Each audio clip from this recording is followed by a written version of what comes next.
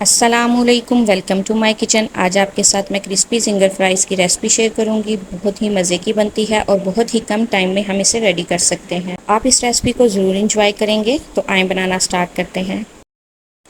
2 medium size के आलू लिए हैं और उन्हें फ्राइज़ की तरह कट कर लेंगे। यहाँ पे हमने उन्हें बारीक नहीं करना, बल्कि इनकी थोड़ी मोटाई में ही कट करेंगे।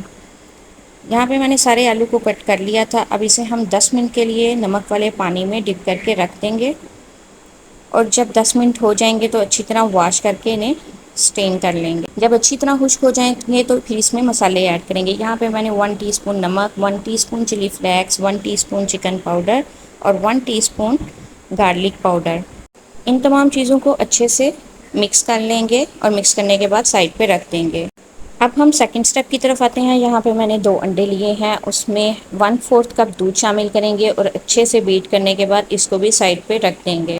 थर्ड स्टेप की तरफ आएंगे। यहाँ पे मैंने 1 कप मैदा लिया है और उसमें 1 टीस्पून चिली फ्लेक्स, 1 टीस्पून नमक, 1 टीस्पून चिकन पाउडर और 1 टीस्पून जिंजर पाउडर शामिल करेंगे और इसे अच्छे से मिक्स कर लेंगे। ये फ्राइज़ की कोटिंग रेडी है। अब हम एक फ्राइज़ लेंगे, उसे अंडे में डिप करेंगे और फिर इसे मैदे में कोट करेंगे।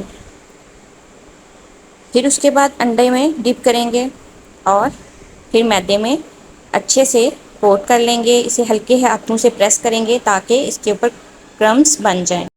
इसी तरह तमाम फ्राइज़ को कोट कर लेंगे और उन्हें सिंगल सिंगल प्लेट में रखते जाएंगे।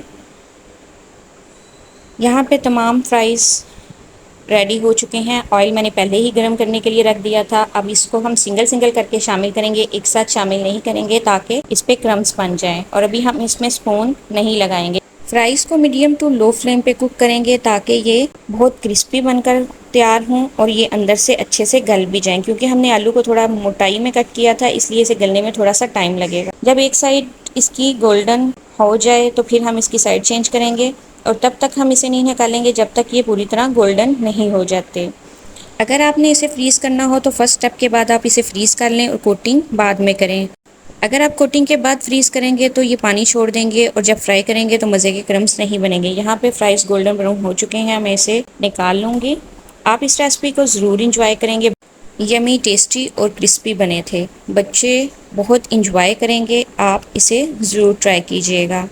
यहाँ पे आप देख ही रहे हैं कि कितने क्रिस्पी बनकर तैयार हुए हैं। आप एक दफ़ा घर में बनाएंगे तो आपके घर वाले आपसे फरमाइश करके दोबारा बनवाएंगे।